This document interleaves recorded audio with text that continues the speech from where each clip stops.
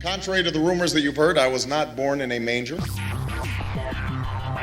I was actually born on Krypton and sent here to save the planet Earth. We cannot continue to rely only on our military in order to achieve the national security objectives that we've set. Everybody somewhere between the ages of 18 and 25 will serve 3 months of basic training. We've got to have a civilian national security force that's just as powerful, just as strong. Yes, we can. Obama's healthcare plan will include coverage of all essential medical services. Yes, we can. Obama is a cruel hoax. He works for Wall Street. He's an agent of finance capital. Where did you come up with the number $700 billion? Here's the Treasury spokeswoman's quote. It's not based on any particular data point. We just really wanted to come up with a really big number. To Democrats and Republicans who've opposed this plan, I say, step up to the plate. A few members were even told that there would be martial law in America if we voted no. Secretary Henry Paulson is no George Washington. I don't think anyone questions, Mr. Kashkari, that you're working hard. Our question is who you're working for. Obama pledged that he would resume the Security and Prosperity Partnership talks between Mexico and Canada that President Bush initiated. The old boss is starting to look a lot like the new boss. Robert Gates is going to remain on the job as defense secretary for at least a year. Plenty of sources knew about this meeting, told us and others that it was at Hillary Clinton's house, but clearly it wasn't. We've got to give them a stake in creating the kind of world order that I think all of us would like to see. We see you causing a depression so you can blow out the economy and consolidate it and bankrupt it. We know that you are enemies of free humanity, and we are here standing against your tyranny.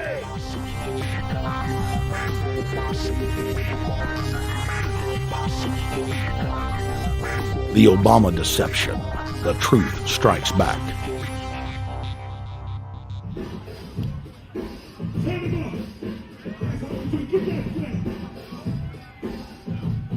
Barack is like the manager of Burger King. All presidents are, including Bush. It's like this: when your fries are cold, if your burger is not done right, you go back to Burger King, America, or your government, and you say, my burger's cold, I want new fries. First, you go to the cashier, that's the courts. You argue to the courts. The courts, if you can't get no justice with the cashier, you say, let me see the manager. I want to go to the Supreme Court. I want to see the president. The manager comes out. Hi, what can I do for you? Now the manager can override the decisions of the cashier, but you never get to see the franchise owner of Burger King. If you really have a problem with your burger, you need to go see the franchise owner. We need to go to the top or to the bottom. We need to go to where the real architecture of government is. And it's not in a president, it's in a global scheme. Politics in America today is identical to pro wrestling. And what I mean by that is, in front of the cameras and the public, we all hate each other. I'm going to kick my opponent's butt. I'm going to whale him from here to high water and beat the crap out of him. Yet behind the scenes, we all are friends going out to dinner. Went to dinner together. And it's all a work. All intermarried. Show business. It's showbiz. And that's what you have today in politics. The Democrats and Republicans aren't really opposed to each other. Left and right mean nothing. The only thing that counts is, are you working for Wall Street or you're trying to defend the people against the financiers? It's pretty obvious that there's some gigantic financial institutions that have been pulling the strings of politicians in this country for a long time. And there's the fact that we have it set up where they can donate millions of dollars to these guys' funds, these guys' campaigns. I mean, how do we not expect it all to go bad? America in 2009 was desperate for change. The past 8 years had been a disaster.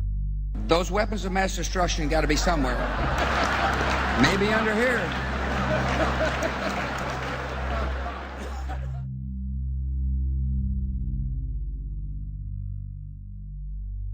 George W. Bush, who had claimed to be a conservative, had tripled the size of the federal government, shredded the Constitution, and destroyed the image of the United States worldwide. Nope, no weapons over there.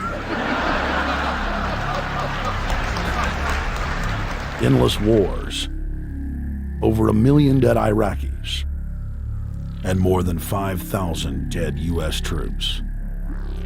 The Patriot Act, warrantless domestic wiretapping and spying, the end of Posse Comitatus, the rise of the treasonous North American Union, a deepening recession sliding towards total economic collapse. These factors and other abuses had the American people in a state of panic for their future and the very existence of the United States. The elite were in trouble. The people were beginning to see through their facade, past their front man, and to the ruling elite behind the throne. For the first time in U.S. history, both parties were universally hated. Congress had a 9% approval rating. The globalist agenda had stalled. And then, onto the scene came a man who promised change. Change we could all believe in. Barack H. Obama promised to end the war and bring our troops home fast. He pledged to uphold the Constitution and to stop the federal government from spying on the American people. Candidate Obama told American workers that he was going to get them out of NAFTA and GATT, and he's already breaking those promises. In this film, we will prove that Obama says one thing and does another, and that he works for the very same elite interests that Bush served, the very interest engineering the financial collapse and formation of a dictatorial world government. This film is not about left or right. It is nonpartisan. Our past documentary films are among some of the most damning indictments of George W. Bush and his administration that have ever been made. If humanity has any hope of effecting real change for the better, it will not come from the Madison Avenue false reality makers who have cast Barack Obama as the savior of the world. To alter our course from tyranny to liberty, to defeat the corrupt elite, we must get past the puppets and confront the real power structure of the planet. Now we can see a new world coming into view. A world in which there is the very real prospect of a new world order. Webster Griffin Tarpley is an accomplished geopolitical analyst and historian. Among his scholarly works are the unauthorized biographies of George Herbert Walker Bush and Barack Hussein Obama. Since Bush the Elder made his speech at the United Nations back in September of 1990 talking about the New World Order, I think I've become confused about what's actually going on in the world. The New World Order is a more palatable name for the Anglo-American world empire. It's the planetary domination of London, New York, Washington over the rest of the world. It's hard to get people to join that or think they have a part in it if you call it the Anglo-American world empire. If you call it the New World Order, then people in India or someplace like that or the European Union might think, well, there's something in that for us too. But that's not what it is. It's the Anglo-American New World Order. It's really the old world order. It's the British Empire morphing into the American Empire. The U.S.-British world empire is what you're going to get. Combines of powerful men have always battled with each other over the levers of power. Gerald Celente is recognized as one of the world's foremost trends forecasters and is the founder of the Trends Research Institute. People that are knowledgeable know that the fight that this country has been waging since its inception is for the central bankers not to take over the country. And that's why people like Andrew Jackson were elected. And that's why people revere people like Thomas Jefferson and others. The takeover has happened, and it's a corporate takeover. Agents of the Bank of England attempted to assassinate President Andrew Jackson on multiple occasions because of his resistance against a private central bank being set up in the United States. And it was something that Abraham Lincoln warned. And this is, by the way, why I believe he was assassinated. This is the Lincoln quote. "The money powers prey upon the nation in times of peace and conspire against it in times of adversity. It is more despotic than monarchy, more insolent than autocracy, more selfish than bureaucracy. I see in the near future a crisis approaching that unnerves me and causes me to tremble for the safety of my country. Corporations have been enthroned. An era of corruption will follow, and the money power of the country will endeavor to prolong its reign by working upon the prejudices of the people until the wealth is aggregated in a few hands and the republic is destroyed. Wall Street has killed Main Street." So I know how unpopular it is to be seen as helping banks right now, especially when everyone is suffering in part from their bad decisions. I promise you, I get it. Up until about the Kennedy assassination and the beginning of the war in Vietnam, the United States is a very powerful engine for world progress. It's the assassinations, the Kennedy assassination, and the others in the 1960s, the beginning of the Vietnam War, and the beginning of the absolute domination of the Wall Street Group over every other interest. Nobody else counts except the Wall Street money masters.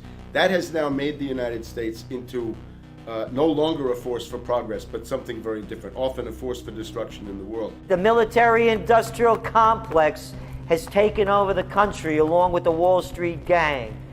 If you look also at the people that Obama has put on his appointments list, it's all Wall Street. It's government of Wall Street, by Wall Street, and for Wall Street. There's nobody from heavy industry. There's nobody from the auto sector, nobody from Silicon Valley, nobody from big oil, nobody from defense, no labor, no women, no retirees, no small business, nothing. It's pure Wall Street. The only people who have a voice in Obama's councils are Wall Street finance oligarchs. That's all there is. Nobody else counts for anything under Obama. It's the most extreme Wall Street administration we've ever had. Before his death, President Woodrow Wilson apologized to the public, regretting that he had been deceived by a group of international bankers and the country's financial system had fallen into their iron grip via the Federal Reserve Act of 1913. Whether sought or unsought by the military-industrial complex, the potential for the disastrous rise of misplaced power exists and will persist. Dwight D. Eisenhower, he warned the people that the military-industrial complex was taking over the country. Only 3 years after leaving office, President Eisenhower's prophetic warning concerning the threat posed to our system of government by the military-industrial complex came to pass. President John F. Kennedy had enraged the entire elite network. Now, Kennedy was brought in as somebody who was expected to be a puppet. It was thought that his pro-Nazi father, Joseph P. Kennedy, the bootlegger, the speculator, would guarantee that Kennedy would be obedient to the establishment.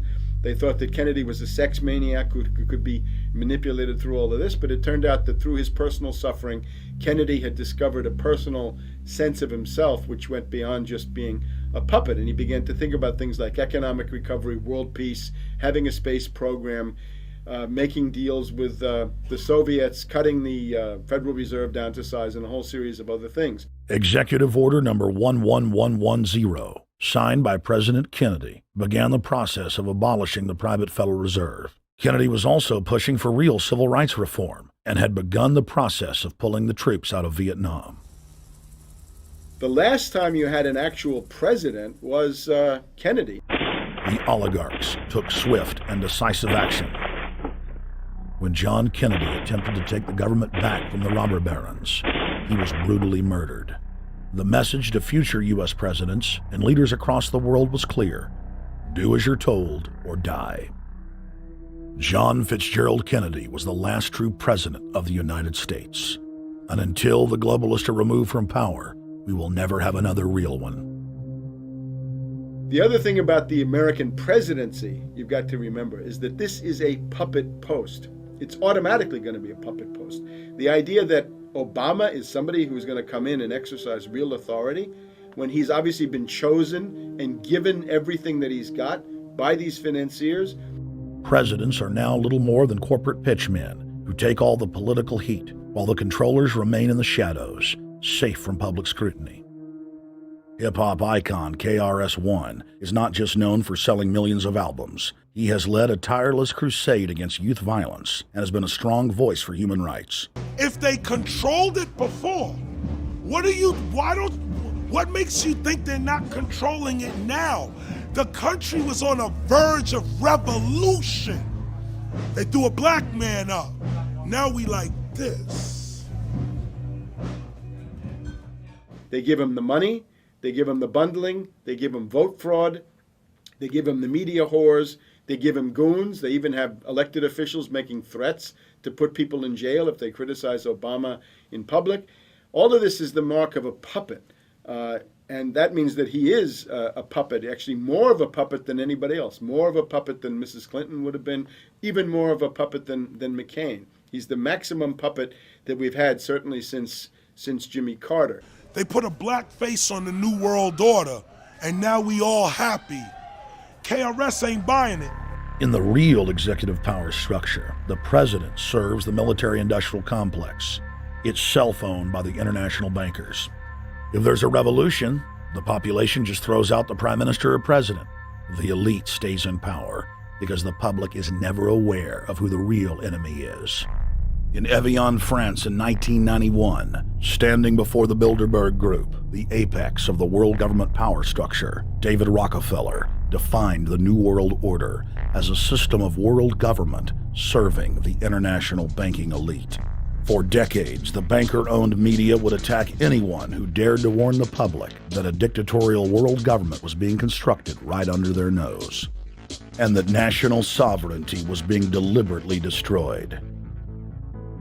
And now, after years of denial, the media and the elite themselves are proudly announcing that not only is world government real, but it is the answer to the financial crisis that they carefully engineered.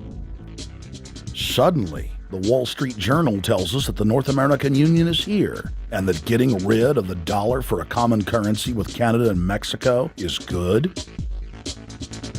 The Financial Times of London, published by a member of the Bilderberg Group, crowed that a dictatorial world government had been kept in the shadows for our own good, and that it was now time for it to emerge from behind the curtains of national security. White House Chief of Staff Rahm Emanuel stated on record that they can't let this crisis go to waste. You never want a serious crisis to go to waste. And what I mean by that, it's an opportunity to do things that you think you could not do before. And Henry Kissinger, who gave Barack Obama his first job out of college, told national television that the economic collapse was a great opportunity to bring in the New World Order. He went on to say that Barack Obama was the perfect person to sell it to the world. But he can give a new impetus to American foreign policy, partly because the reception of him is so extraordinary around the world.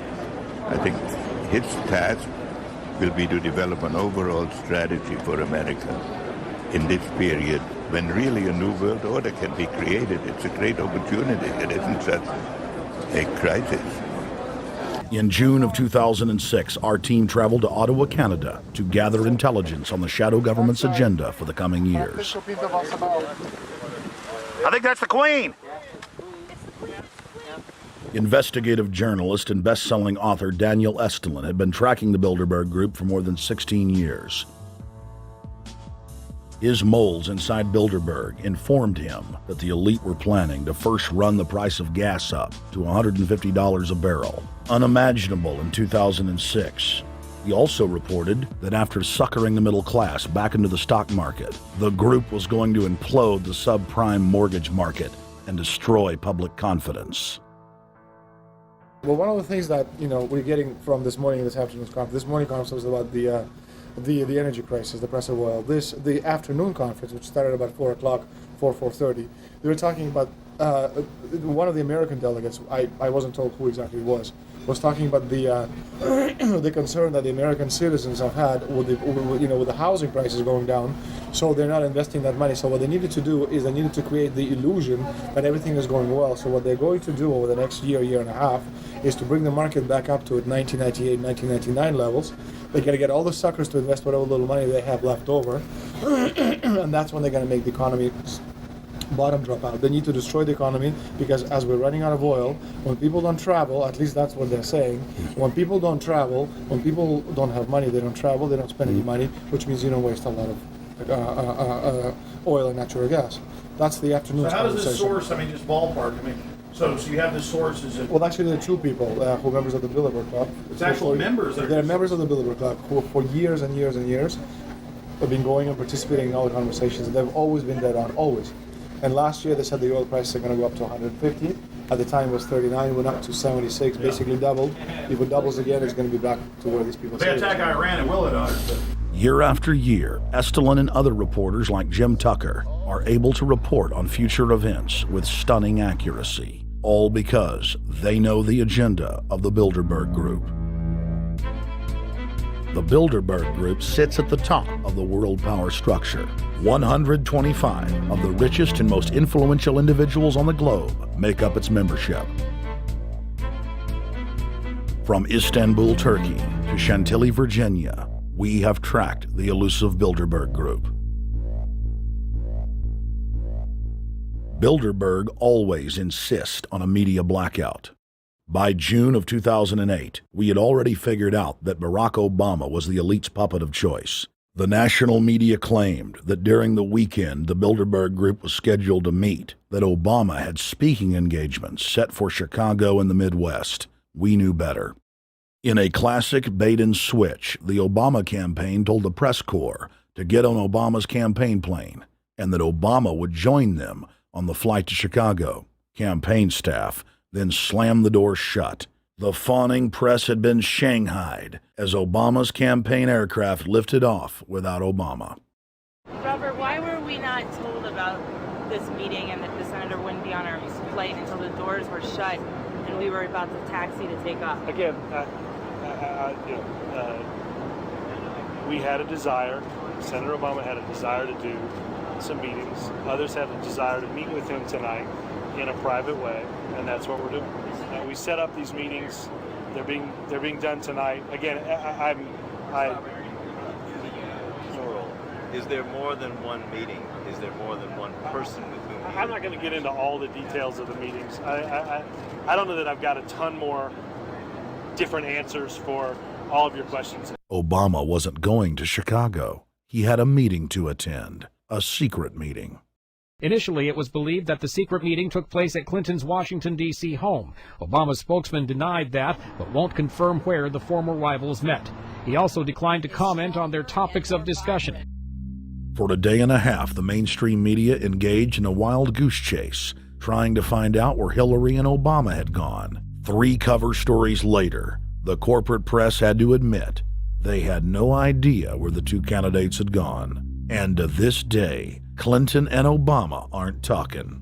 Plenty of sources knew about this meeting, told us and others that it was at Hillary Clinton's house, but clearly it wasn't. In 2008, the trail led us to the Westfields Marriott Hotel, right outside Washington, D.C. We just flew into Washington, D.C. We're driving to the Westfields Marriott. Tomorrow, the hotel's closed throughout the week into the weekend for the Bilderberg Group meeting. We're going to check in the night before. They're going to kick us out tomorrow. So we're going directly into the belly of the beast. The hotel will be filled with at least 5 spy agencies. CIA, Defense Intelligence, Mossad, European Union Security. We checked into the Westfields Marriott 48 hours before hotel guests were scheduled to be thrown out ahead of the annual meeting. The building was nestled in the heart of the military-industrial complex, with the National Reconnaissance Office and Raytheon just a stone's throw away.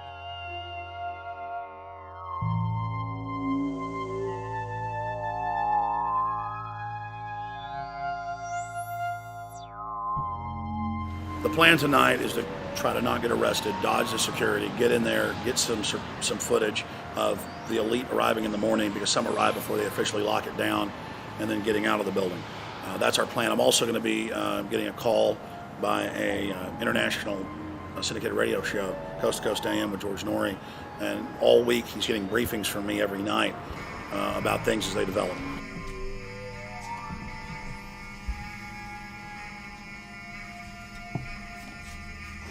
George, we're sitting here in the room. As the phone rings with your producer, Tom Danheiser, to put me on, the fire alarm goes off. So everybody is exiting the building. I know this is a setup. They timed it exactly when this happened. Open the door. I want them to hear the fire alarm. Open the door. I want people to hear this live to the 16 million people listening.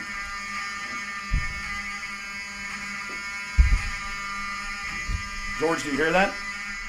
Now, they're going to use this as an excuse. The Westfields Marriott, right outside D.C. in Chantilly, they want to use this to flush us out of here. They're very upset. Everybody that covers Bilderberg, I was detained 2 years ago, interrogated, screamed at. They said Bilderberg was upset about me, wanted to stop us.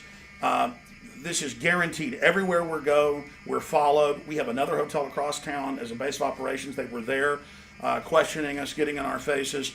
We're being followed everywhere. I need everybody's support right now. I pray to God they don't try to set me up. They may have tried to concoct this as some way to say, look, they didn't leave during a fire drill, assessing me, knowing I would stay and do the interview. But again, the moment the phone rang with Tom Danheiser, the moment the phone rang, the guys answered it, I'm standing there, the alarm goes off. It's going off right now. The guests are exiting the hotel out there. Of course, there's no fire. This is just absolutely insane. I noticed, too, that there was over 100 security people here today, but tonight we got back and it was a total ghost town, and this is what's insane. We have a security guy walk up to us 30 minutes ago, about 25 minutes ago, before this happened, and said, "What are you guys doing?" We said, "We're just walking around checking out the artwork in the hotel," which we actually were admiring, but we were also going around getting some footage. And they said, "Well, no cameras allowed." We said, "Fine." And then he said, "Yeah, we had somebody do a fire alarm a few weeks ago, and me and Rob, my camera guy, were on, why is he telling us about a fire alarm?" I forgot that part, George. These bastards have done this. I don't know how. They're planning to try to set us up or something, but this is incredible. We are here in the middle of this right now, George.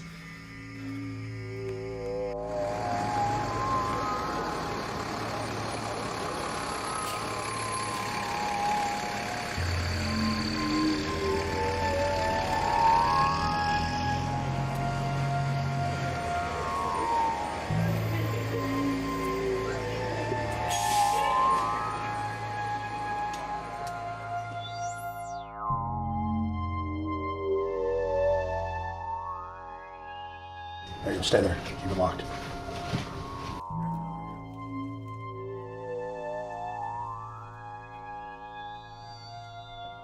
Let's go. Let's get out of here now, Richard. Don't screw around anymore. We got out of here on exactly the right time. Is this the way out? Yeah.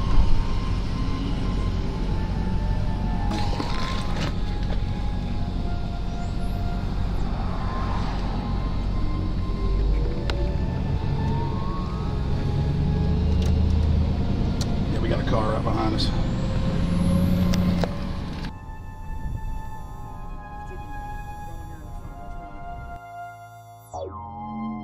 We made about, 5 turns and 6 turns, the same car's following us. Now he looks like he's following us into a... He came out of Bilderberg, he came out of the Westfield. He's being a little bit subtle, but... Not too. So there he is. That's him over there in the blue car. Yeah.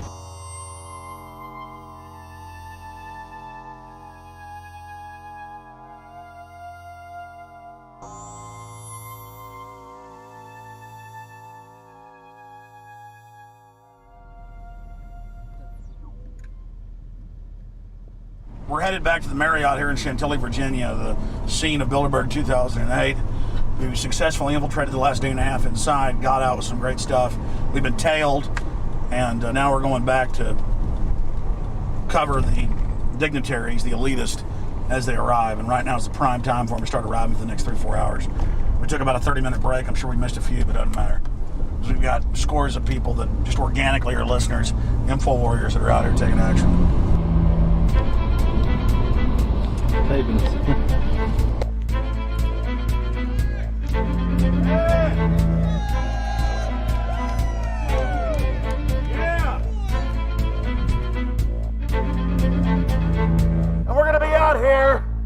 for the next 3 days while you try to chart the future of our destiny. We're taking our destiny back. You're not our gods or our masters. We witnessed at least 7 convoys of armed Secret Service entering the Westfields Marriott, and internal sources confirmed that both candidates did attend at least one meeting inside the conference. While the Bilderberg Group was 100% successful in 2008 at keeping their name out of the mainstream media, they did not fare as well when it came to the exploding independent press. During the entire 2-day event, anti-New World Order protesters and alternative media encircled the hotel. You are being exposed everywhere! From David Rockefeller, from John Edwards, from Bill Clinton. Your game of secrecy is over! You're gonna pay! Get him! It's up close! You piece of trash! This is Bernanke, man! Bernanke, you're going down!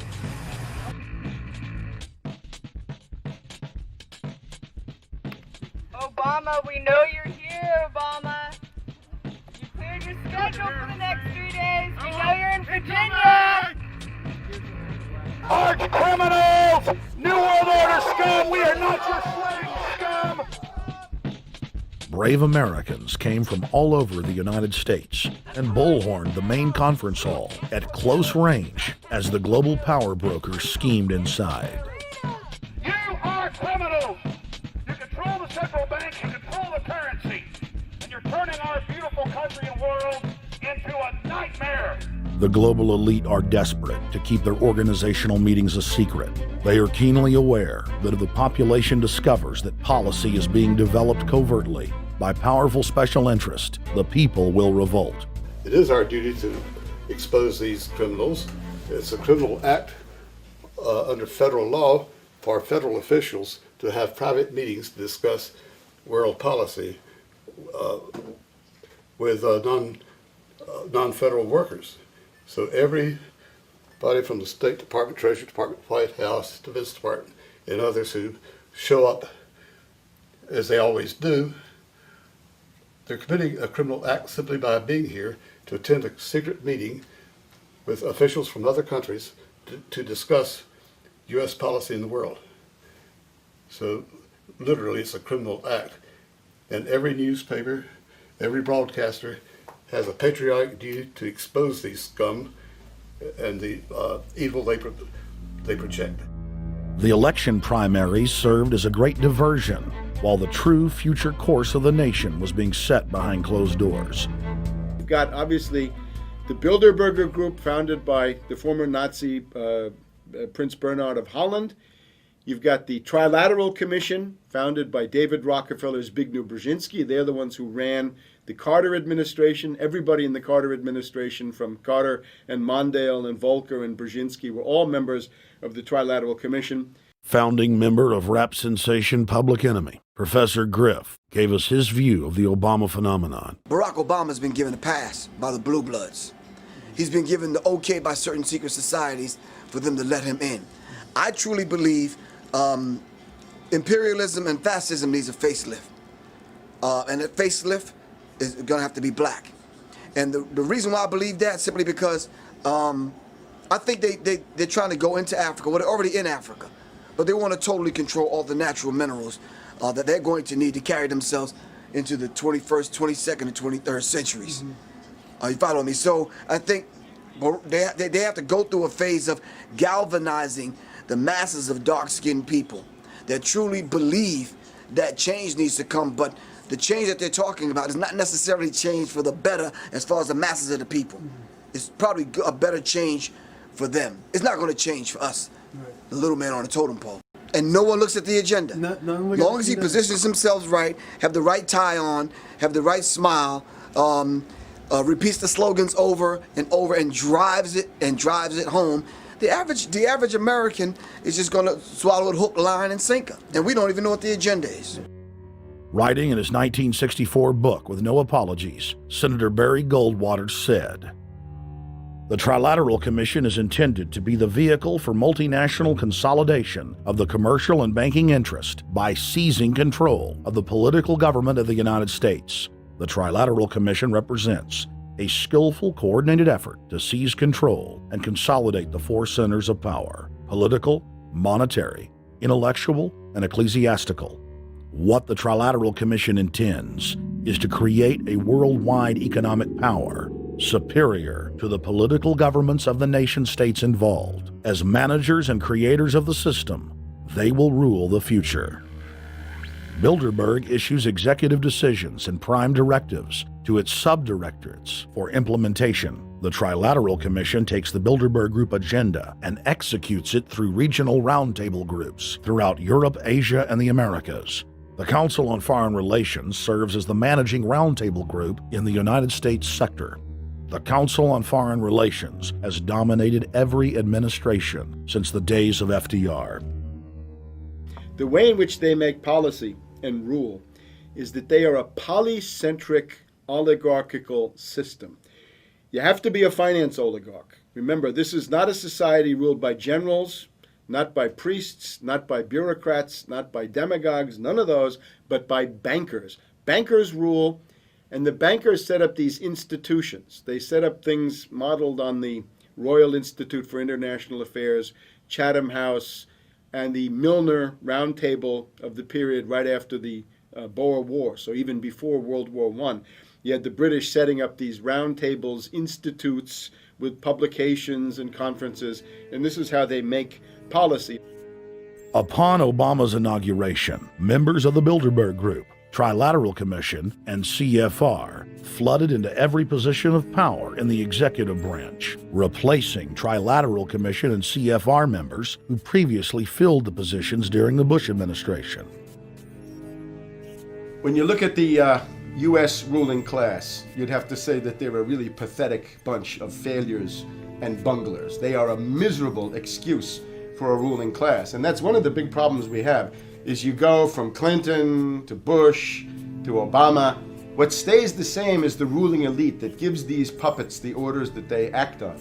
And these orders are wrong-headed, let's say the least. They're basically bankrupt. They're going to lead to the collapse of this civilization. What they're doing is using the existence of the United States as a formerly powerful nation state to act out their Wall Street fantasies of world domination and maintaining their capital structures and maintaining their system of looting.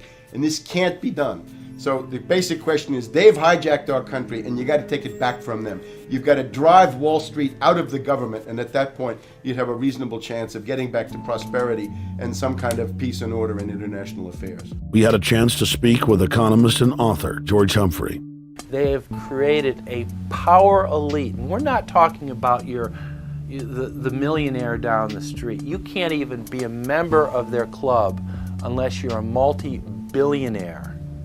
And friends, this is not about rich versus poor. This is about a very, very small handful of the worst criminal element on this planet, manipulating and destroying the good people of this nation and of this world. About this Obama with change. Look at the people he's put in to mastermind the economic recovery.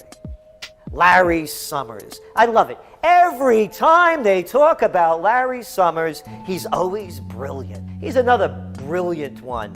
He's the one that helped dismantle the Glass-Steagall Act, the banking act that was put in place in the 1930s, so the banks couldn't become the banksters that they become. In the 1990s, you had the beginning of the derivatives bubble, thanks to people like Alan Greenspan, Rubin, Summers, a lot of the people who are now back in the Obama administration. And the derivatives, I think, are the centerpiece of this entire problem today. These are the same people, Geithner from the Treasury Department. Could you imagine that? Now we have the U.S. Treasury Secretary, who also is a Robert Rubin protege of the Larry Summers Group, that dismantled Glass-Steagall and broke apart the regulations that would have prohibited the banks and brokerages from becoming these criminals. He was the former president of the New York Federal Reserve, And now he's our Treasury Secretary? And as we all know, the Federal Reserve is as federal as Federal Express. It's a private bank. And now we've put this guy in charge of it? I mean, Wall Street has hijacked Washington in broad daylight. Every single one of his appointments support the status quo. Every one of his appointments are there to screw the American people. Every single one of his appointments are people who are working to bring down the Republic and the Constitution of this country. Secretary of the Treasury, Timothy Geithner, Bilderberg Group and Trilateral Commission member.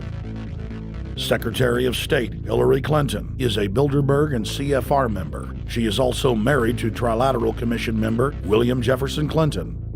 Ambassador to the United Nations, Susan Rice, Trilateral Commission.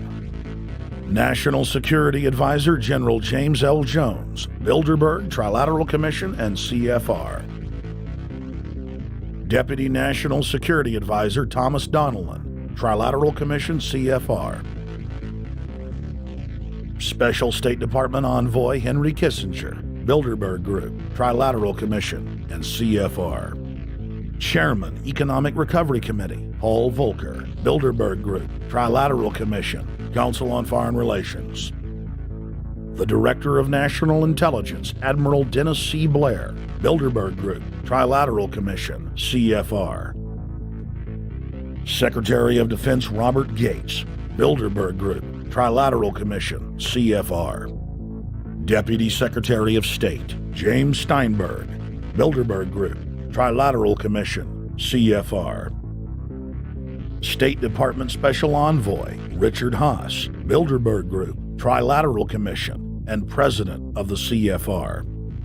Obama Presidential Advisor Alan Greenspan, Bilderberg Group, Trilateral Commission, CFR. State Department Special Envoy Richard C. Holbrooke, Bilderberg, Trilateral, CFR. And the list goes on and on. Even if Barack Obama were the most wonderful person in the world, he was groomed and brought to power by the global elite to carry out their agenda. Humanity must look past Obama and realize that presidents come and go, but the shadow government and their program of global enslavement continues. How could people be so stupid and gullible to believe a bunch of political people? So people who voted for Obama were trying to express, I think, first of all, something worthwhile. The hatred for Bush, Cheney, the neocons, the desire to punish the Republicans for their adventures, their police state, and their economic depression. The second question was on the economy. People felt that Bush was selling them down the river into a world depression. He is, of course, the new Herbert Hoover in that regard, so they were trying to get something different from that. The tragedy, of course, is, and this is really why Obama was groomed and prepared over a period of almost 30 years now, that Obama is there to frustrate and to deceive all of those hopes. Obama is a cruel hoax. He's a bogus sham. He's an absolute denial of everything that you'd expect from an American president. It is very disturbing to see well-meaning people falling for high-tech propaganda over and over again. It happened after 9/11. The American people en masse were swept into a mob psychology, irrationally throwing their common sense to the wind and doing whatever the administration told them to. The general public eventually caught on to the fact that George W. Bush was a deceitful thug and that the economy was in freefall. In the midst of it all, Barack Obama was there, speaking out against the abuse of the people at the hands of the establishment. With the election of Barack Obama, the world rejoiced that the United States was no longer in the hands of madmen. But unfortunately for humanity, this was another vicious fraud. I want to like the guy. He speaks gently, he's intelligent, he seems to be a man of peace. He is just as charismatic as they come. But you know what? Is that a tree is really, really measured by the quality of its fruit. And when you kind of put away all the flowery words, when you put away all the rhetoric, when you put away all the rock and roll music, What he does is what's important for the people of this country, starting with the truth. Obama is notoriously a liar. He promised that he would get out of Iraq, I think within 16 months at some point. We had Samantha Power telling the Scotsman that he wouldn't be bound by those promises, and sure enough, he's now not going to be bound by those promises. Obama pledged in hundreds of speeches and interviews that within 6 months of being elected, he was going to bring our troops home from Iraq. But after he was inaugurated, the story changed. Now he said that they would look at bringing some of the troops home in 16 months. 2 weeks later, his story had changed again. Now the administration would look at bringing the troops home in 23 months. Well, Obama's already fudging. He's fudged since day one in this election, where he first said we're getting out. Well, now it's a timetable, and now it's da-da-da, because they're getting to him. They're understanding that, and he ain't going to be able to get him out because people more powerful than him got us in. When he first ran, remember, he was going to take the troops out. I get in there, troops come home. Day one. There is no military solution in Iraq, and there never was. I will begin to remove our troops from Iraq immediately. And then that went to 16 months. And now he's going to add, they're saying, another 30,000 or more troops to Afghanistan. Next, he sent 30,000 more Marines to Afghanistan, doubling the total number of forces in the crosshairs. Barack then announced that he was going to move missile systems into Eastern Europe to encircle Russia. But after all, what should we expect after he kept Bush's Secretary of Defense Robert Gates? The outcome of this policy is if you're constantly meddling near the Russian borders with these fascist creeps, IMF, NATO agents like Yushchenko of Ukraine, or Saakashvili or Georgia, or these Kaczynski twins in Poland, or various collections of people in Latvia, Lithuania, Estonia, you're tied to these gangsters, and if they decide to start a war, that rapidly escalates into thermonuclear World War III. This is worse than the neocons. Bush and Cheney never got as far as Brzezinski, Soros, and the other people running Obama. Barack Obama swore that he would vote to repeal the Patriot Act, but then he voted for its reauthorization. Obama decried the Bush administration's illegal warrantless wiretapping of the American people. Then he voted to legalize it. Obama pledged that he would filibuster any attempt to give retroactive immunity to the telephone companies, the telecom companies, except he then turned around and voted for that bill. Most people don't know, for example, that he voted to reinstate the Patriot Act and more government wiretapping. Candidate Obama told desperate factory workers in speech after speech that he was going to renegotiate NAFTA and GATT to make it more fair for American workers. It is absolutely true that NAFTA was a mistake. But then his campaign was caught sending out memos to top corporate leaders, telling them not to worry and that it was just campaign rhetoric. We had Obama saying, you know, I'm against free trade. I don't like NAFTA and all those free trade sellouts. We had Austin Goolsbee going to the Canadian diplomats and saying, don't mind him. He's just popping off. That's just election era rhetoric. Doesn't mean anything. Presidential candidate Barack Obama was publicly criticizing the North American Free Trade Agreement in a bid for votes, but privately telling Canadian officials not to worry about it. He said that he was going to bring us peace in the Middle East. He said that he was going to bring us transparency and a balanced economy. He said that he was going to not have lobbyists. He said he was going to clean up government. He said he was going to work for the environment. And point by point by point, within the first month of his inauguration, he has lied and deceived and cheated the American people. The people of the United States and the world were filled with hope that Obama was the real deal when in his first week in office he signed an executive order supposedly closing Guantanamo Bay and other secret prisons. Then the press actually had a chance to read the executive order and were shocked to find that the executive order only said that Obama was thinking about closing Guantanamo in a year. But worst of all, the executive order continued the practice of rendition, which the LA Times called secret abductions. They don't know. They think that he's signed off immediately on closing Guantanamo, but he's allowing prisoners now to be taken to foreign countries and not knowing where they're sending them and to be tortured in foreign countries. They don't know that they kept that provision in there. Obama is now continuing the practice of secret arrest, secret prisons, and most importantly, indefinite detention without trial. When a British High Court said that it was preparing to release secret British and U.S. torture orders that prove that the Bush administration was ordering personnel to systematically abuse detainees, Barack Obama threatened to cut off all U.S. intelligence ties to England. To add insult to injury, he stated that the program was important to national security, not only endorsing Bush's crimes, but continuing them.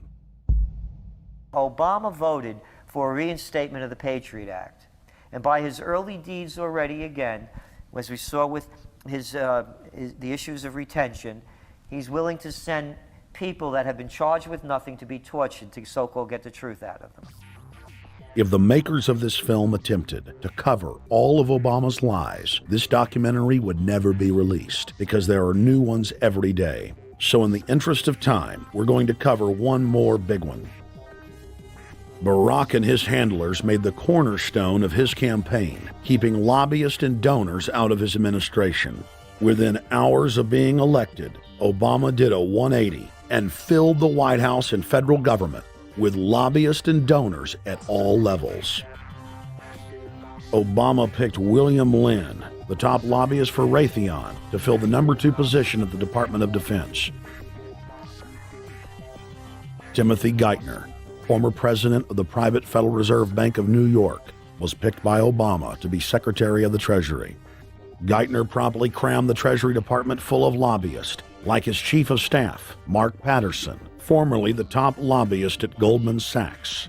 Obama appointed top lobbyist to the Saudi royal family, George Mitchell, as the lead Middle Eastern envoy. Obama appointed the king of Wall Street lobbyists, Leon Panetta, to head up the CIA. Obama tapped Tom Daschle, top lobbyist for healthcare firms, to run the Department of Health and Human Services, and the list goes on and on. Then, 3 weeks into his administration, Obama launched a new lie, more outrageous than the previous. With Academy Award-level conviction, he said that he was upset about the banker bailout, which his own chief of staff, Rahm Emanuel, another former Wall Street executive, had engineered. Obama said that he had signed an executive order capping the CEO's salaries of those who had taken the bailout money. There was just 2 problems. All the major banks and brokerage firms were exempt, and the new order only dealt with any future bailouts. And those were to be on the honor system. What gets people upset, and rightfully so, are executives being rewarded for failure.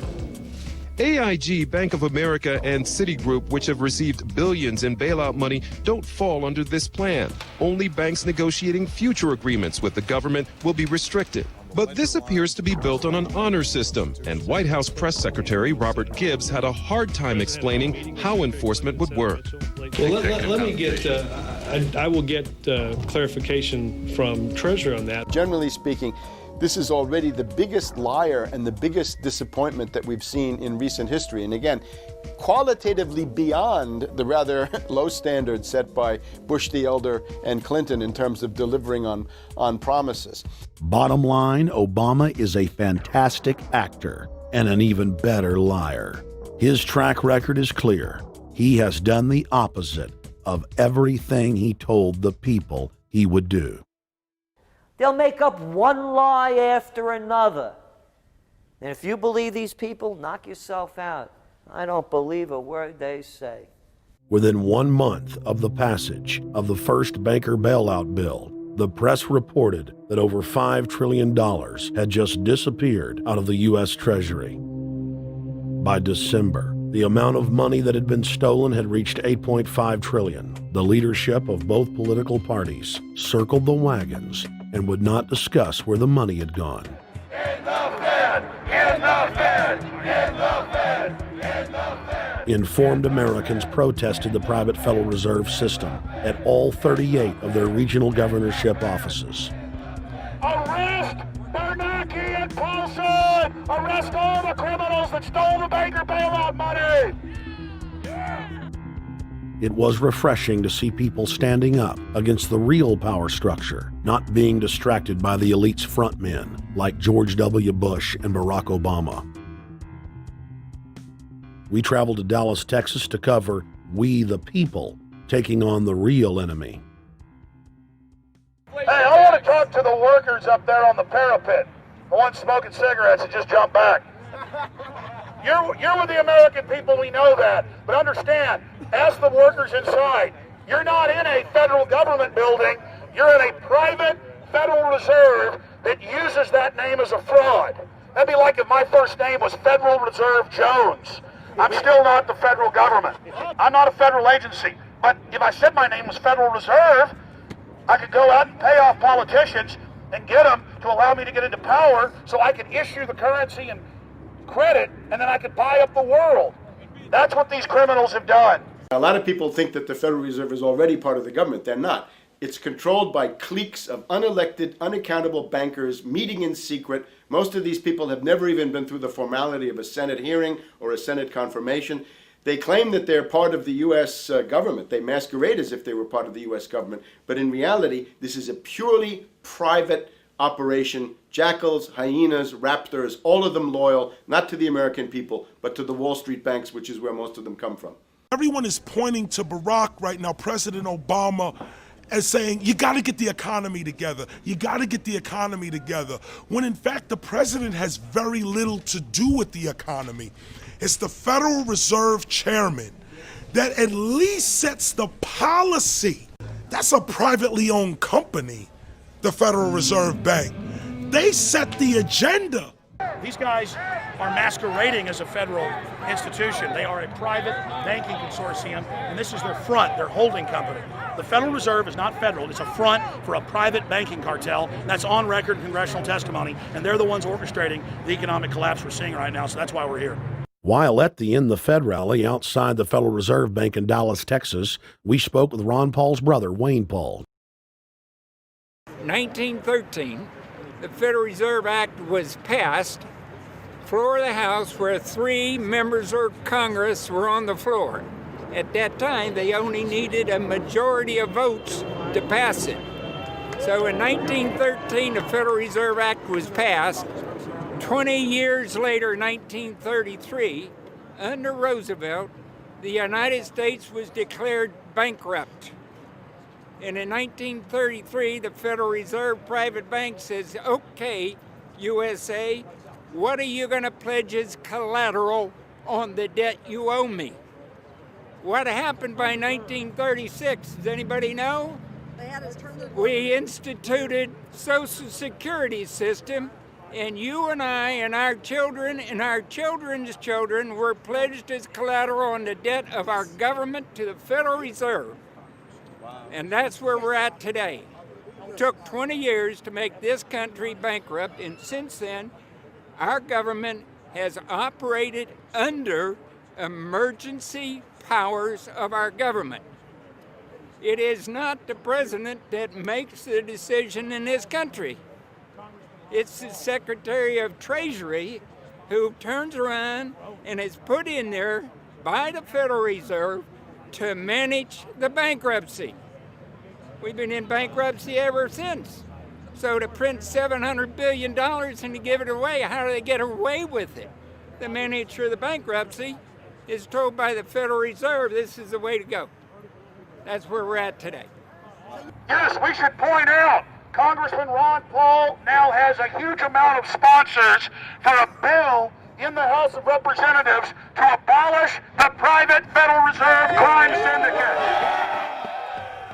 In 1913, the money power of the country was taken away from the people. By constitutional privilege, it belongs with the Congress, but it was given up in the Federal Reserve Act. The Federal Reserve is no more federal than Federal Express, but yet it has the power to determine the direction of use of money in our economy. If we could take that power back and put the Federal Reserve under Treasury, we start to be in a position of being able to control monetary policy on behalf of the United States people. The Federal Reserve is totally private, and Alan Greenspan 2 weeks ago on PBS on Lair NewsHour said on record that they are above the law, the Congress, the President, everyone. No court can do anything. We run America. What is the proper relationship, what should be the proper relationship between a chairman of the Fed and a president of the United States?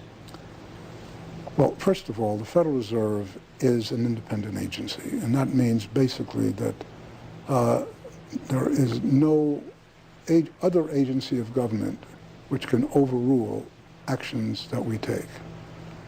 So long as that is in place and there is no evidence that the administration or the Congress or anybody else is requesting that we do things other than what we think is the appropriate thing, then what the relationships are don't frankly matter. Notice what Greenspan is saying. Greenspan is saying the Federal Reserve is beyond the law. And in reality, they are in practice beyond the law. Nobody, as far as I know, has ever audited the Federal Reserve. One of the first things we ought to do when we nationalize the Fed is go in there and find out the audit. Who stole money? Who engaged in corruption? There's a whole series of people going back to Volcker, to Greenspan, to Bernanke, and so forth.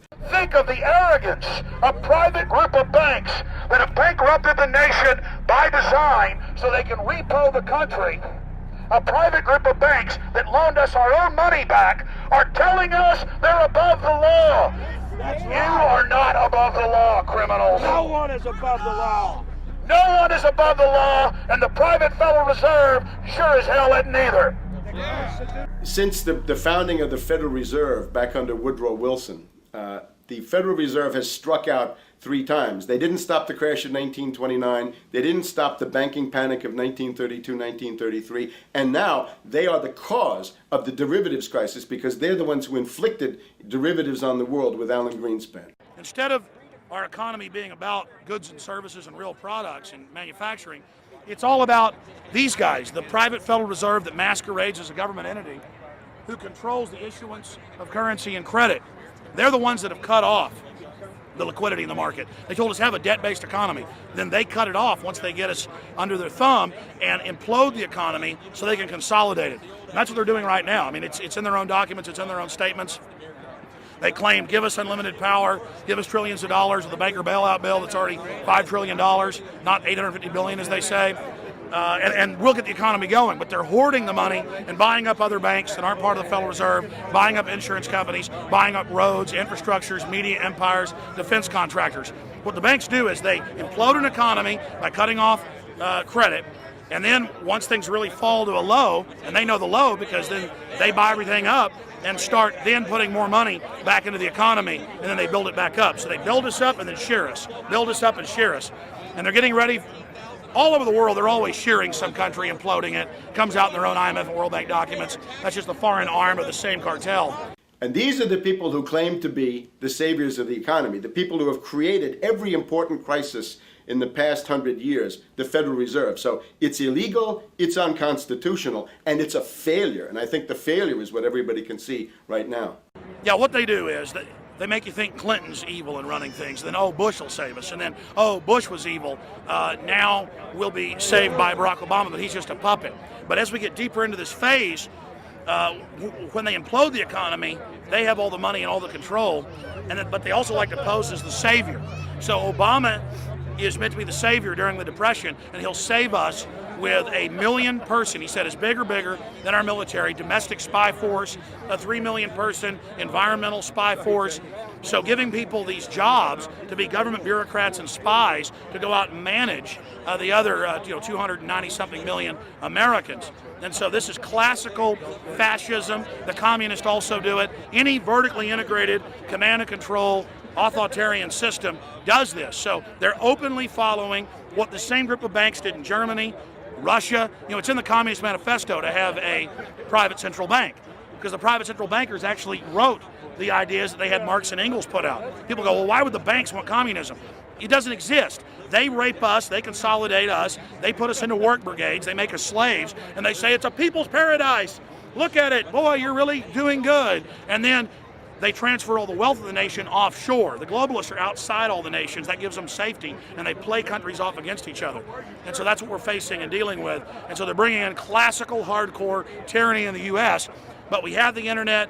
We've grown our numbers. The alternative media's exploded. That's why they're trying to move in to shut down and regulate and tax the web, but it's too late for them. They're playing in the 19th century, 20th century rules. It's 21st century, the century of resistance to tyranny. And so it's going to be one hell of a fight with the people and free humanity on one side and the New World Order on the other. And every one of you out there counts, needs to be involved in this fight like nothing you've been involved with before, because this is life and death.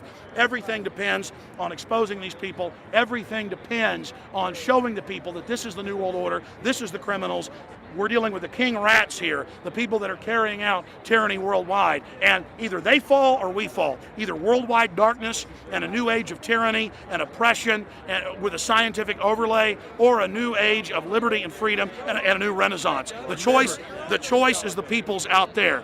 Okay, we can tell you what's going on. You can check it out for yourself and find out it's true. But don't wait. Investigate now. Get involved now. Go out there and reach out now. We don't have time.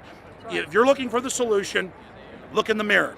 Look right into the mirror, because you out there, men, women, old, young, black, white, doesn't matter. It's going to be up to you if they win or if liberty succeeds and the people have a chance of having any future. These are cold-blooded eugenicists. These are cold-blooded people who think they're God, think that they're our masters, that think that we're animals. These are the guys that funded Lenin and Stalin and Hitler and Mao. These are the guys, it's all on record, that bankroll this stuff. They are hardcore vicious, and they must be resisted. Up until about the Kennedy assassination and the beginning of the war in Vietnam, the United States is a very powerful engine for world progress. It's the assassinations, the Kennedy assassination, and the others in the 1960s, the beginning of the Vietnam War, and the beginning of the absolute domination of the Wall Street Group over every other interest. Nobody else counts except the Wall Street money masters. That has now made the United States into no longer a force for progress, but something very different, often a force for destruction in the world. That doesn't need to remain that way.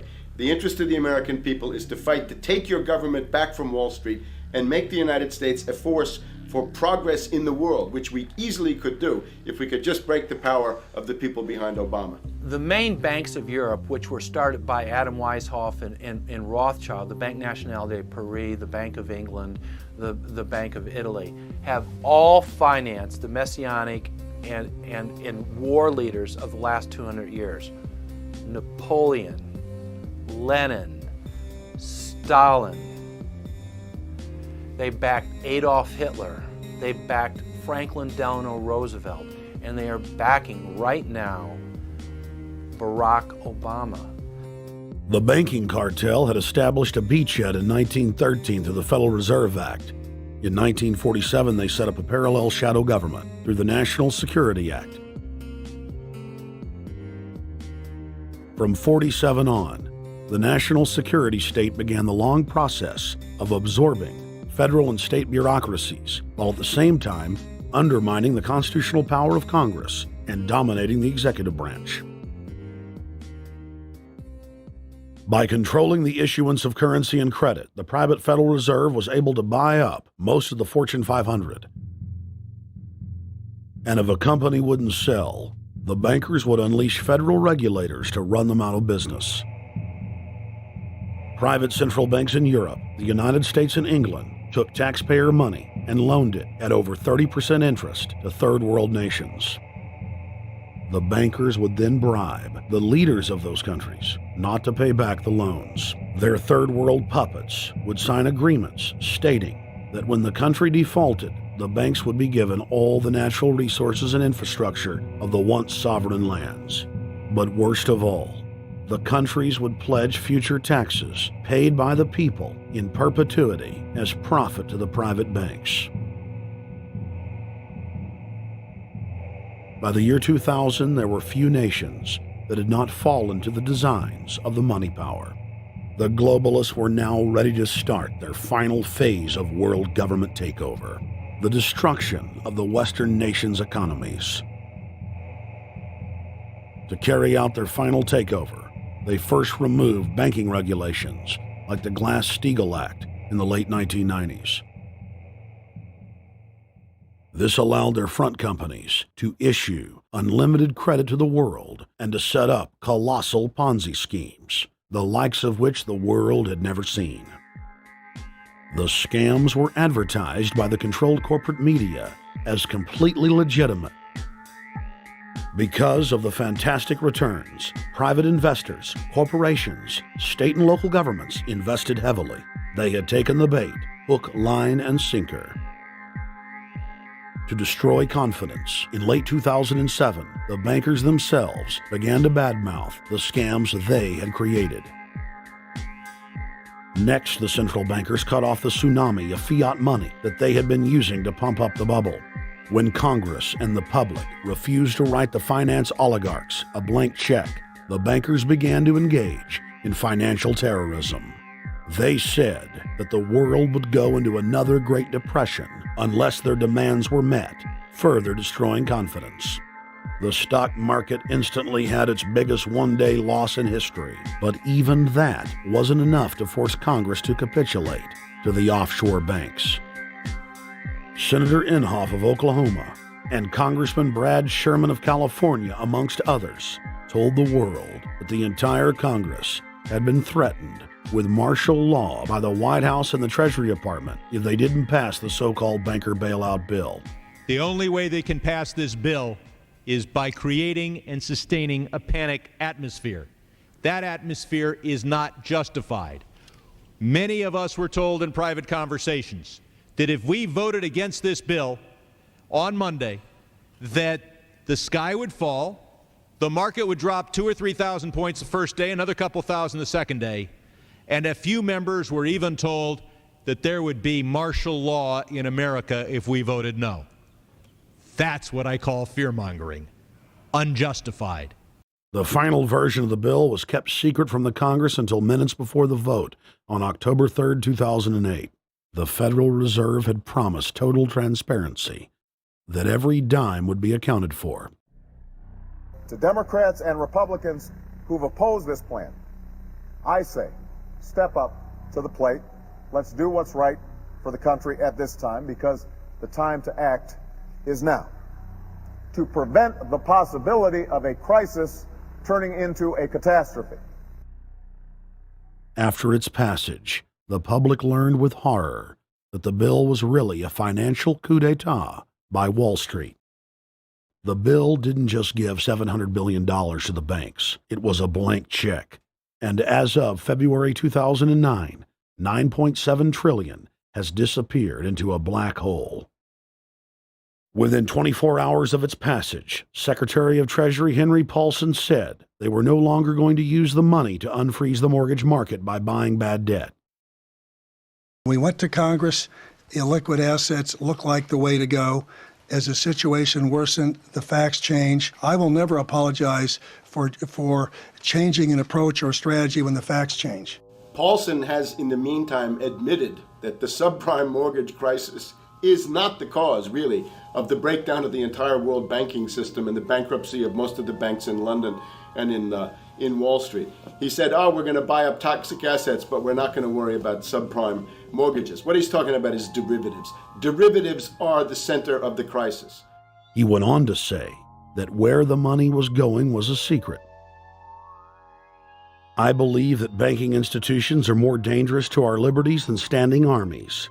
If the American people ever allow private banks to control the issuance of their currency, first by inflation, then by deflation, the banks and corporations that will grow up around the banks will deprive the people of all property until their children wake up homeless on the continent their fathers conquered.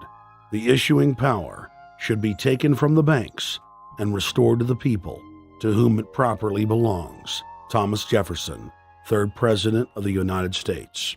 Secretary Paulson came in with the Vice President and Fed Chairman Bernanke and made all these assurances that there was absolutely a critical, immediate need to get rid of the corrosive derivative products, all the different names for this and ubiquitous, sub S retraded credit default swap, blah, blah, blah, blah. Okay? But they talked about them as though they knew what the hell they were.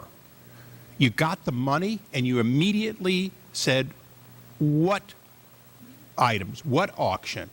Now, the Treasury just basically cut that out of the bill. And what we have here is a situation where banks are hoarding the money that they're getting from the TARP. They're using the money to purchase other banks. And all of a sudden, the Treasury sent a signal to the banks, forget about it.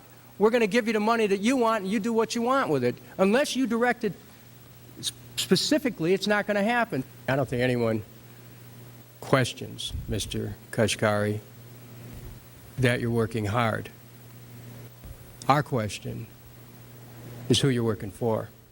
Throughout its passage, President Bush and Senator Obama worked in tandem to get Congress to pass the bill without even having time to read it, despite the fact that in major polls, 98% of the American people were against the bill. The leadership in both parties were for it. And I really want to commend Barack Obama, because as we were involved in the this and that and different provisions of the bill to persuade people, he really gave them confidence that this was the right decision for the American people, even though it wasn't, in our view, a great bill for them to vote on. I want to take a particular moment to also thank an individual who's not here, and that is Barack Obama, who made numerous calls not only to all of us, but to members of our caucus, and helped us gather the votes on the Democratic side to pass this legislation. Bank heads then bragged to the press that they were hoarding the bailout money and using it to buy up smaller, healthy banks and insurance companies. Their plan was working like a charm. Next, the central bankers loaned the federal government back $787 billion of our own money at interest for President Obama's so-called stimulus package. And just like the banker bailout, Congress was given less than an hour to read the 1,070-page plus stimulus bill.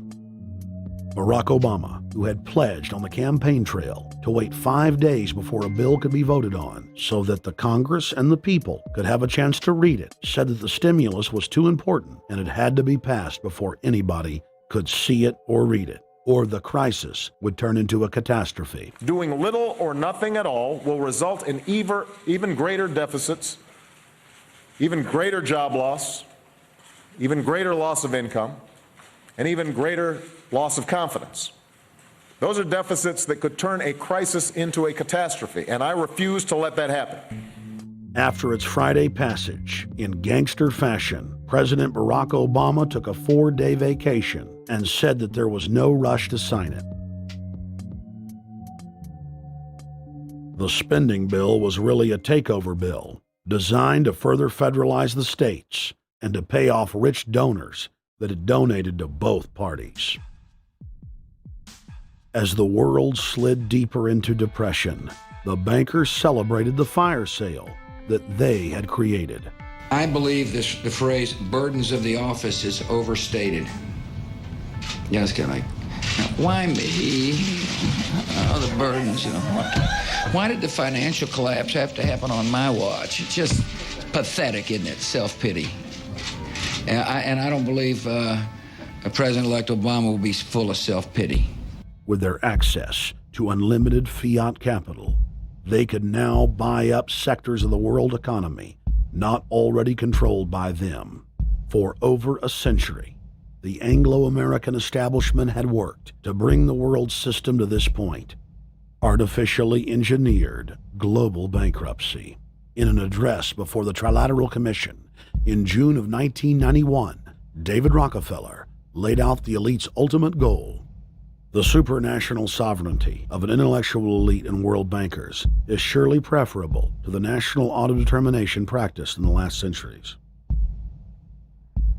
Now that the bankers were holding the world hostage, they issued their ultimatum. The only solution to restart the global economy would be to set up a planetary government ruled by a new Bank of the World, a Bank of the World owned and controlled by them. Suddenly, hundreds of prominent publications announced the solution: the people's only salvation. Time magazine, in an article titled "The New World Order," said that the new super bank would control the world's currencies and set interest rates, and that the new bank would, quote, knock the heads of bad countries like the United States. At a meeting of central bank heads and finance ministers dubbed Bretton Woods II, the plan for world government was unveiled by the very bankers that had engineered the collapse. Formerly sovereign countries would now pay their taxes directly to the banking cartel. Hundreds of new carbon taxes, controlling every facet of human activity, would only be the beginning. Now all the elite had to do was to sell the public on accepting the final phase of their takeover. And it's Obama's job to sucker the public into standing down so the bankers' agenda can move forward unhindered. Never before in U.S. history has the media gotten behind a president like they are behind Obama. The press has pulled out all the stops, bestowing a crown of infallibility upon Obama as the savior of the people. The elite are betting everything they've got on Obama's charisma and hoping that he can sell the world on their program of tyranny. Yes, there have been differences between America and Europe. No doubt there will be differences in the future. But the burdens of global citizenship continue to bind us together. A change of leadership in Washington will not lift this burden. In this new century, Americans and Europeans alike will be required to do more, not less. Partnership and cooperation among nations is not a choice. It is the only way. We've got to give them a stake in creating the kind of world order that I think all of us would like to see. In truth, Obama is not simply continuing George W. Bush's policies. He is radically expanding them. I thank President Bush for his service to our nation. This film has documented the painful fact that Barack Obama's agenda is the complete opposite of what he has claimed it to be. Now we will reveal what Barack Obama and his controllers' true agenda is. Number 1. Bring the United States under the complete regulatory control of a private offshore superbank known as the Bank of the World. More than 100 new taxes are now being developed under the umbrella of curbing greenhouse gases. The new taxes will be paid directly to the private bank consortium. At the producer level, taxes will be paid on farm animals' flatulence. At the consumer level, there will be carbon taxes on all forms of meat, beef, poultry, pork, and fish. All cars will be fitted with satellite tracking boxes that will tax driving by the mile. And an added tax will be placed on all fossil fuels, including motor oil and natural gas. All plastic products will have a carbon tax added. Outdoor space heaters and fireplaces are to be taxed. All electricity produced by coal-powered plants will be taxed. Under the cap-and-trade system, citizens will be forced to pay taxes on thousands of products to private cap-and-trade services owned by Al Gore and other elitists. There will be taxes on light bulbs, water, trash pickup, air travel, train travel, bus, ship, medicine, steel production, mining, clothing, laundry, asphalt are just a few of the new taxes to be levied. But to truly transform our economy, to protect our security and save our planet from the ravages of climate change, we need to ultimately make clean, renewable energy the profitable kind of energy. So I ask this Congress to send me legislation that places a market-based cap on carbon pollution and drives the production of more renewable energy in America. That's what we need. The notion of anthropogenic global warming is a fraud. In other words, the idea that the planet is getting warmer and that human activity is somehow responsible is a pseudo-scientific fraud. It's a big lie. It's a monstrosity. Remember the Nazis, they had race science, race hygiene. They said Aryan blood is different from any other kind of blood. This was, of course, idiocy, a fantastic piece of nonsense. Today, we got something similar. Global warming caused by human activity, and the answer to that is carbon tax plus cap and trade, according to the wishes of Al Gore, Prince Charles, and basically the entire world banking community, the world oligarchy. What they're trying to do with that is to perpetuate the current system where bankers rule the world, financiers rule the world, and the rest of us get the crumbs from the table. But remember, if you try to put on cap and trade and a global warming carbon tax with the idea that you're going to save the polar bears, what you're going to do is destroy human society. You're going to cause genocide on a massive scale. The deaths will be measured in the hundreds of millions and indeed in the billions. Just the idea of global warming means that there'll be no development for Africa, no development for the poorer parts of Southeast Asia, and no world economic recovery of any kind ever in our entire lifetime. So it's important to expose and fight the pseudoscientific fraud of global warming. One more point about this. You don't need a climatologist to know that this stuff is a fraud. I'm a historian. I can tell you, in the last 1,000 years, we had a period of very warm temperatures called the medieval warm period, where all kinds of grapes and semi-tropical stuff was growing very far into the northern hemisphere. That was about 1100, 1200. It happened to correspond with an all-time maximum of sunspots. Right now, we can say that we're going into another maximum period where there'll be some warming, but we're well within the limits of the medieval warm period. About 1600 to 1650, there was an ice age in Northern Europe. The North Sea was filled with ice. The German and Dutch ports and the English ports were filled with ice. That corresponds to an all-time minimum of sunspot activity, the Spörer minimum and the Maunder minimum. So this has largely got to do with solar activity. We can see that other planets, not just the Earth, are warming slightly as a result of increased solar activity. But we're well within the minimum. So what the oligarchs claim to be an open and shut scientific case is a piece of pseudoscientific nonsense, and it should be rejected. Number 2, the social engineers are fully aware that the Obama craze will wear off quickly, so they are racing to put in place the most oppressive police state control grid in human history. 20,000 battle-hardened regular Army troops are now being deployed to patrol the streets of the United States. FEMA is now building giant camps in every region of the country, and the Congress has introduced bills like the National Emergency Centers Act, H.R. 645, which merges local governments and the police under federal control. And as we all know that have watched these things, they're ready for the riots. With these detention centers that are being opened up around the country, with state police training for riot control in the event of economic calamity and food riots, they know what's going on and they're prepared for it.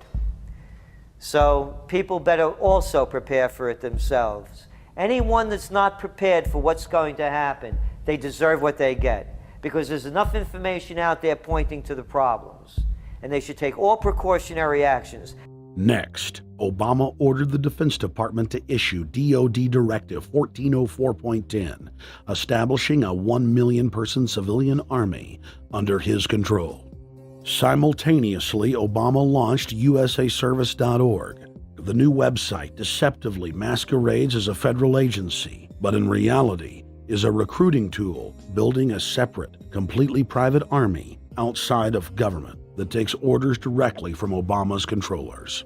Barack Obama has refused to rescind Presidential Decision Directive 51, signed by George W. Bush. The directive plainly states the president is a dictator and that Congress is ceremonial.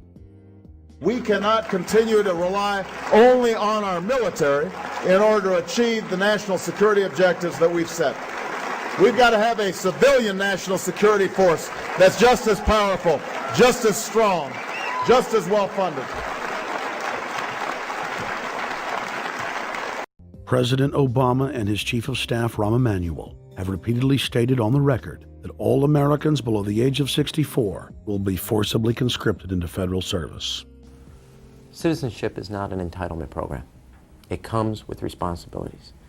Everybody somewhere between the ages of 18 and 25 will serve 3 months of basic training and understanding in a kind of civil defense.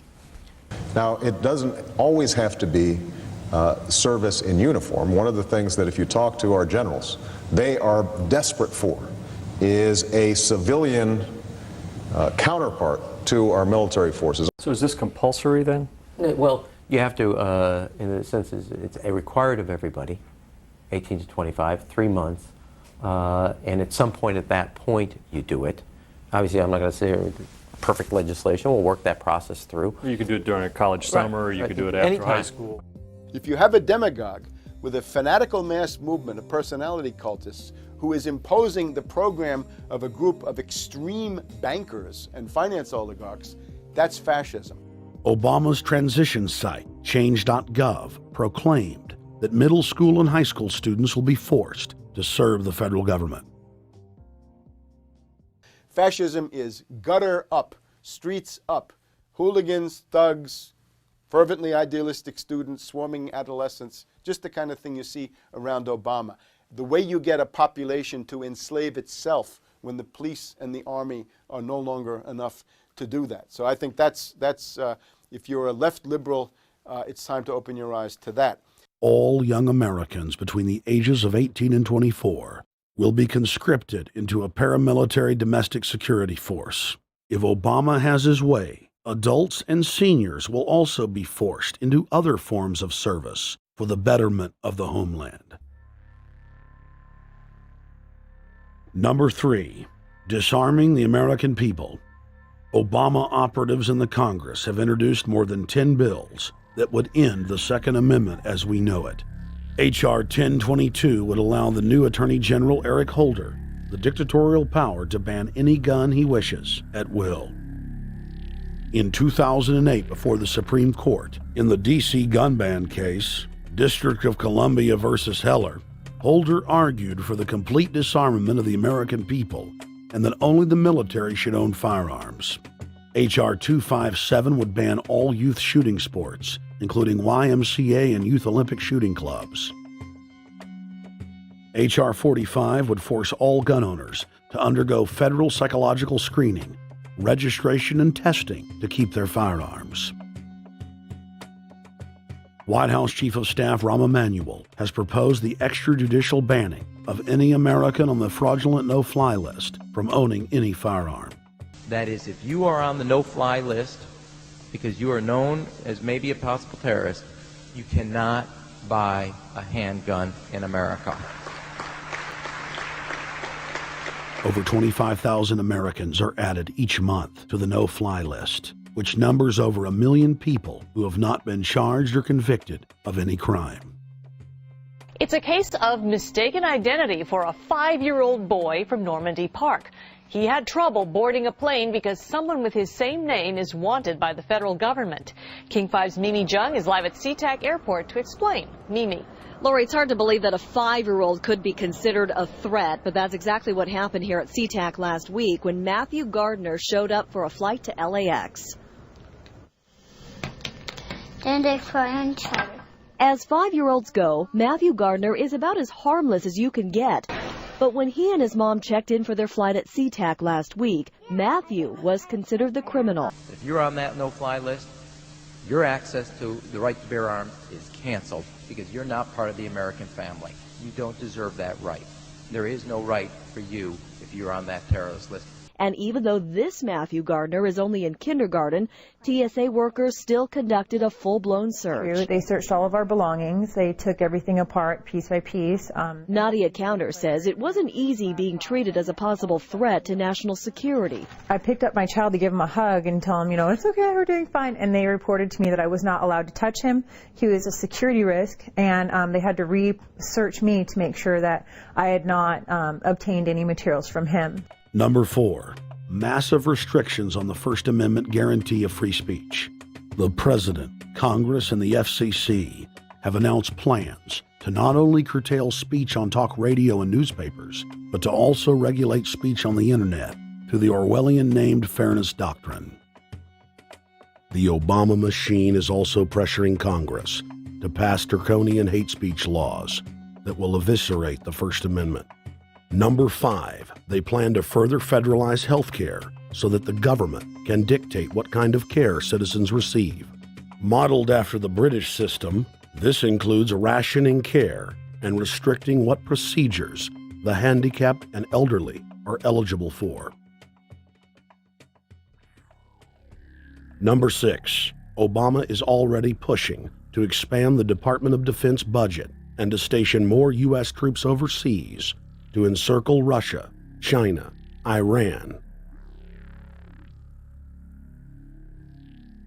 as well as setting up bases in Africa under the pretext of humanitarian aid, and dominate and occupy Africa through AFRICOM. So we're taking your phone call, seeing what you think of Barack H. Obama. Is he a Judas goat? Is he a front man? Is he a betrayer? Let's go to Anthony in Georgia. Anthony, what's your take on Barack Obama? They put the face of Barack Obama as part of their public relations because it's like in the old folk tales about vampires. A vampire cannot force his way into somebody's house. It's against some kind of metaphysical law. So the vampire has to persuade the resident of the household to open the door and invite him in. So they're going to look at the peephole at Barack Obama, which looks like them and appears to be on their side. They're going to say, okay, here's my ally. Let me open the door and let me let this person in.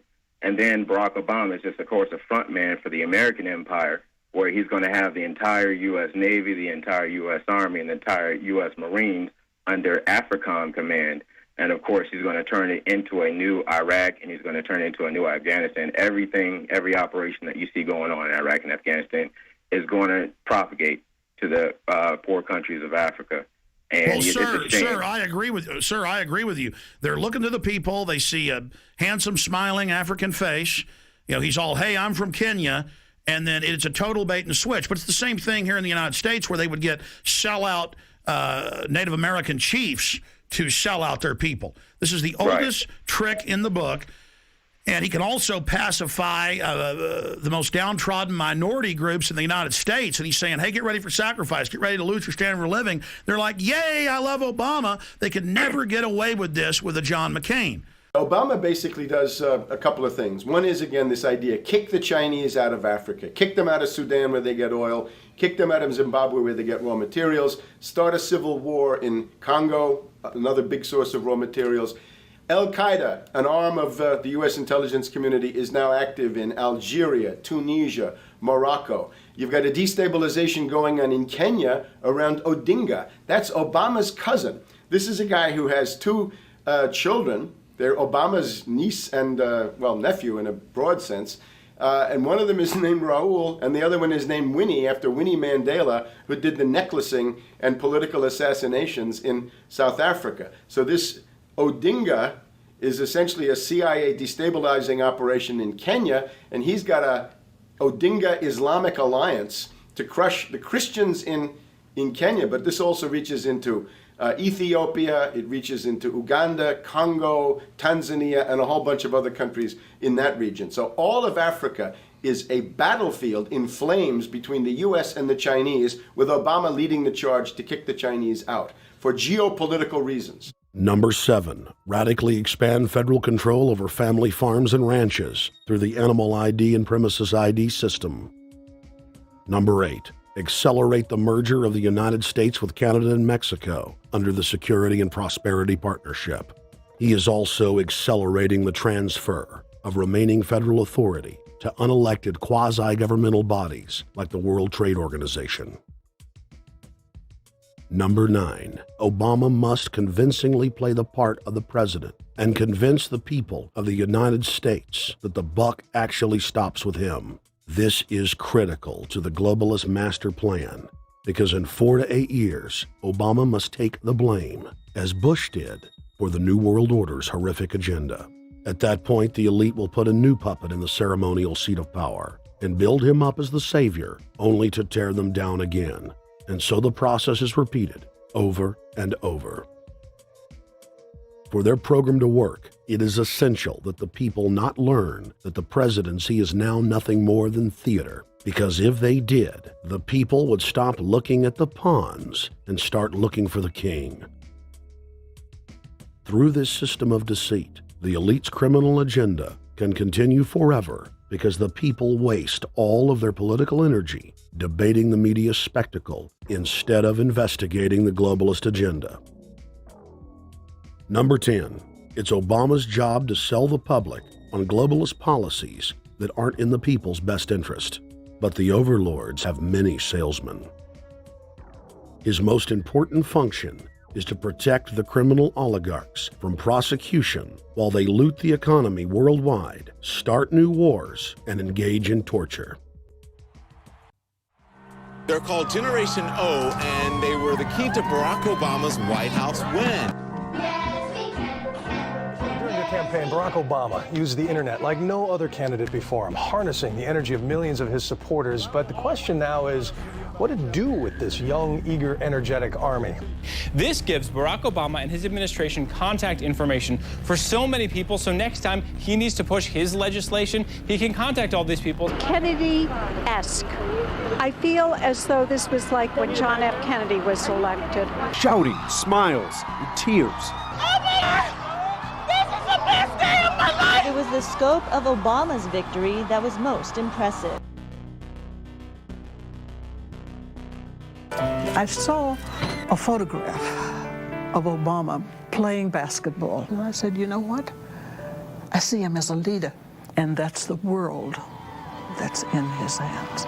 Own a piece of history, commemorating the day the world changed forever. His confident smile and kind eyes are an inspiration to us all. In summation, Barack Obama is a Madison Avenue created fad. All of the crazed Obama worship, being pushed by the corporate media, is scientifically designed to capture the public in a net of peer pressure mass euphoria. If the New World Order can just distract the public for a few more years, the elite can finish constructing their police state control grid. Now, a lot of times, we don't want to know the issue. Right. We don't want to know the issue. We feel, what do you call this thing where you get this false sense of gratification, but because a black man is in office, everything's going to be all right. No, everything's not going to be all right. Yeah. Until you look into the agenda and what the Democratic Party has been about, is about, and will be about, regardless if Barack Obama is the president or not. And that's real. Barack Obama is the perfect Trojan horse. He makes the people feel like they finally have a place at the table, even as he betrays them. I won't have to worry about paying my mortgage. Oh, it's such a blessing to see you, Mr. President. Thank you for taking time out of your day. Never in my life would think that this would ever happen. Sadly, many Obama supporters can't see what's right in front of their faces because they've already invested their very identity in this artificially created cult movement. Throughout history, it has happened over and over again. People turn their intellect over to cult of personality mass movements, and it's happening again. The evidence presented in this film is documented fact, and those that ignore what history has taught us do so at the peril of us all. As frightening as the information in this film is, there are many things we can do to stop the globalist agenda dead in its tracks. First, we expose the cult of Obama for what it is, a sad hoax. Next, realize that we are all being propagandized 24/7. Investigate all information for yourself, be it political parties, the media, or this film. Be aware of the tricks that the elite use, like the staging of false flag terror attacks and other crises. Rediscover the Constitution and Bill of Rights. Promote a culture of true liberty. There is a reason the internationalists are attempting to destroy the sovereignty of all 50 states. They know it is one of the biggest threats to their domination. The federal government has been completely hijacked by foreign interest, and more than 25 states have recognized this fact and are moving to block the New World Order at the state level by declaring their 10th Amendment powers. But most important of all, there is a huge awakening taking place in the United States and across the world against the globalist agenda. Free people everywhere are joining together and saying no to corruption and tyranny and no to world government. This is the center of endurance, and endurance is what wins wars. Not how many people you kill, but how long can you endure? George Washington lost almost every battle he had, but he endured. He out-endured the British, and that's how the battle was won, endurance. And each and every one of you watching this, every single one of you, is just as important as the people who were our founding fathers, as that you are just as important as the Sons of Liberty who met in the 1770s to philosophize about freedom, to philosophize about a republic, to philosophize about a truly free country with a republic.